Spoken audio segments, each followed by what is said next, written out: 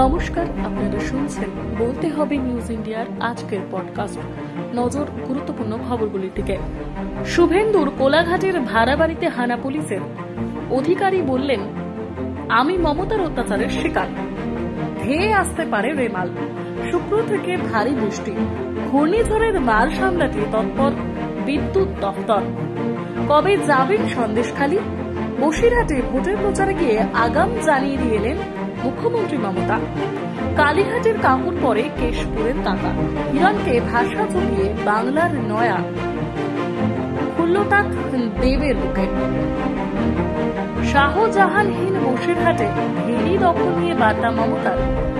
জানালেন নীতি প্রণয়ন করছে তার সরকার।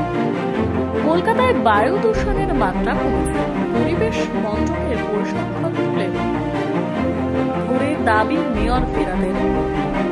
নির্বাচন কমিশনের নির্দেশে আমার মানহানি হয়েছে, আদালতে যাওয়ার হুঁশিয়ারি বিজেপি প্রার্থী অভিজিতের।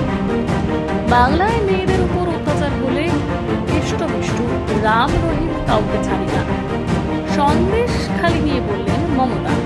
প্রভাবশালী ছিলেন, নষ্ট করতে পারেন।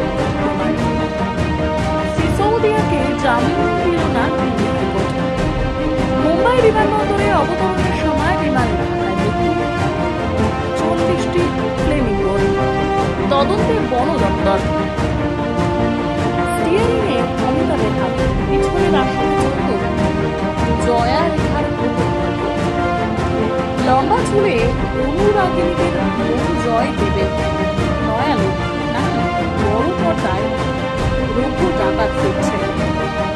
কেকেআর দলে 2 বছর, তবু অধিনায়ক শ্রেয়স বলে দিলেন একই দল। মাত্র 34 এই অবসর বিশ্বকাপ জয়ী ফুটবলারদের। খেলবেন না ক্লাবের হয়ে, ইউরোকাপের পরেই বিদায়। ক্রিকেট ছেড়ে দেওয়ার সিদ্ধান্ত নিয়েছিলেন, কেরিয়ার বাঁচিয়েছিল কোহলির বেঙ্গালুরু।